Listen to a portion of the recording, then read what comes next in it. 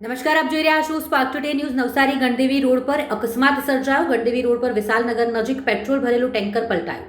Road ઉપર અંધારાને કારણે divider સાથે ટેન્કર અથડાયું. ડિવાઈડર સાથે અથડાતાની સાથે જ પેટ્રોલ ભરેલ ટેન્કર પલટી થઈ ગયું. રોડ પર અતિ જ્વલનશીલ પદાર્થ પેટ્રોલ ઢોળાતા લોકોના જીવ પડીકે બંધાયા. ઘટનાને પગલે ફાયર વિભાગની ટીમ સ્થળ પર પહોંચી ગઈ. આગ ફાટી ન નીકળે તે માટે ફાયર વિભાગ દ્વારા પાણીનો મારો ચલાવવાની પ્રક્રિયા હાથ ધરવામાં આવી.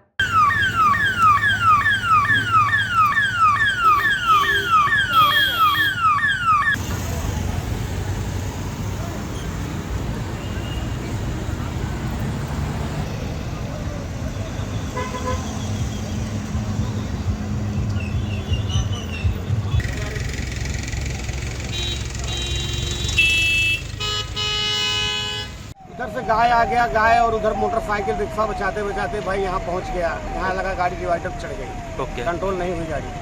क्या था इसमें गाड़ी डीजल में? है 4000 डीजल है, 8000 पेट्रोल है. ओके. आपको लगा है? नहीं, थोड़ा बहुत तो लगा ही है सर. ओके. क्या नाम आपका? राम प्रसाद यादव.